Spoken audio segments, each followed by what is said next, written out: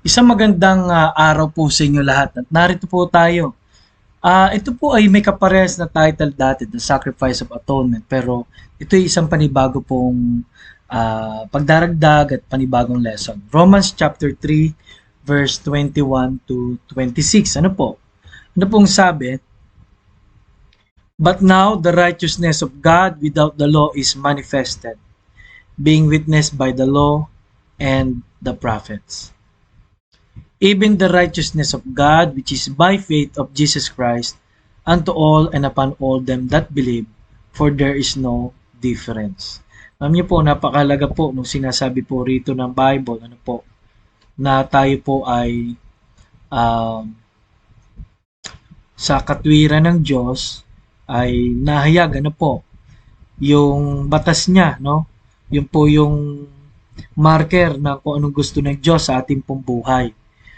Pero ang Panginoong Hesus po, ay tinanggap tayo sa lahat ng nanampalataya at inaring matuwid, no? Walang pagkakaiba, sabi ran, sa verse 23. Pero sapagkat ang lahat ay nagkasala at hindi nakaabot sa kaluwalhatian ng Diyos.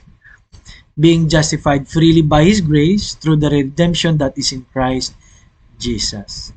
Sa 25, whom God hath set forth to be a propitiation through faith in His blood, to declare His righteousness for the remission of sins that are past through the forbearance of God. Tiniis tayo ng Diyos.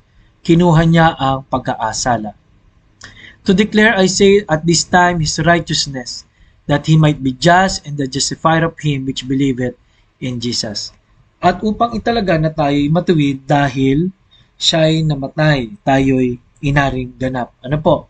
Ang matuwid para sa di matuwid at ang sabi ng Panginoon at ang di matuwid ay napawalang sala dahil sa matuwid si Jesus. Ano po?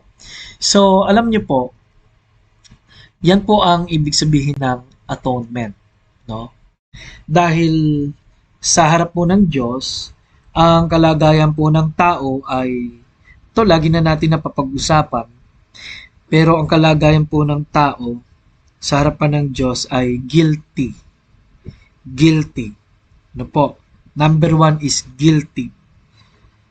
Number 2 is come short of the glory of God. Kahit anong gawin ng tao, di magbibigay ng lugod sa Diyos. Bakit po? Kasi po, sabi ng James 2:10, sundin mo man ang 10 utos, masunod mo ang isa, ang siyam, no, ang isa'y hindi, ay kasalanan pa rin. At sabi po ng Efeso 2:8 to 9, for by grace are you saved through faith, and that not of yourselves, it is the gift of God, not of works, lest any man should boast. Kasi kung sa gawa, may magmamalaki ang tao. Ano po? Number 3, ang standing natin sa Diyos ay walang pag-asa. Bakit po?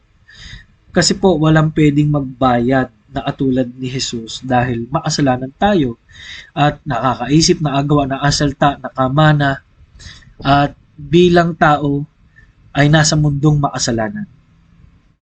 Our standing before God.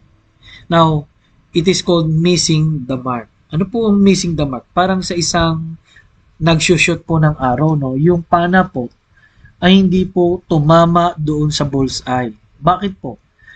Kasi po hindi po pwede sa Diyos yung ganito, no? Kung ang bullseye po ay yung gusto ng Diyos, yung banal, yung character ng Diyos na gusto niyang hindi nagsisinungaling, ganyan. Pero ang tao, sa pagsisinungaling pa lang, lampas na dun sa saktong gusto ng Diyos no? Ang tao mayabang. Ang tao talagang nagrebelde sa Diyos. Ang tao makagawa ng konting mabuti kumpara mo doon sa madami niya nagawa is talagang sablay. Ano po? So, na-miss natin kasi ang standard ng Diyos. Ang standard po ng Diyos is righteousness and holiness. Ang standard po ng Diyos, bawal sa kanya ang pangalunya. Standard ng Diyos, ang pagmumura. Ang standard ng Diyos, malinaw at tapat sa pag-iisip. Ano po? Sa standard po ng Diyos, ayaw niya ng nagnanakaw. Standard ng Diyos, ayaw niya ng may ibang Diyos-Diyosan. Ano po? talagang ang tao po ay we miss God's standard. Salamat na lang po sa Diyos, ang standard ay especially kuha ng Panginoong Jesus. Kaya po, alam nyo, sa pag-aaral po na to, mahalaga ang krus. Okay? Pero may ilang mga bagay po na gusto po tayong tingnan. Sa mga keywords, fall short. Pero, bakit fall short? Isa pa po ay all have sinned. Lahat ay nagkasala. Hindi isang tao, hindi dalawa, lahat. Po, lahat, no? And the wages, ang kaberan, ay kamatayan. At pag sinabing kamatayan po sa Bible, spiritual at physical. Ano po? So, salamat po mayroong krus. Bakit po? Tingnan nyo ang pagkakaiba. Kung may kamatayan, may namatay para sa atin. Kung may nagkasala, mayroong Jesus Kristo na hindi nagkasala na namatay. At kung mayroong hindi nabibigay luwalhati, ang sabi po ng Matthew chapter 3, si Jesus, ang anak ng Diyos na lubos niyang kinalulugdan. Kaya pag ang Panginoong Kristo po ay nasa puso ng isang tao, doon lang po siya magiging kalugod-lugod talaga sa Diyos. Doon lang magbabago ang kanyang standing, John 1:12, anak ng Diyos. Efeso 1:13, may bagong buhay, 2 Corinthians 5:17. Kaya alam niyo, sa pag-aaral po nito, napakalinaw po na ang kailangan natin ay si Jesus. Nawa po, tinanggap na natin siya ang kanyang kaligtasan. At nawa po, nakita natin ang kalahagahan, ang totoong kahalagahan ng krus ng Kalbaryo.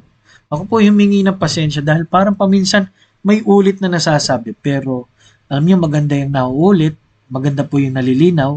Ano po, dahil mas nagiging importante at mahalaga yung ginawa ng Panginoon para sa atin. Ito po muli si Pastor Paul Borja nagsasabing kailangan natin ang Panginoon. Nawa, na-appreciate mo ang ginawa ni Jesus sa araw na ito. Maraming salamat po.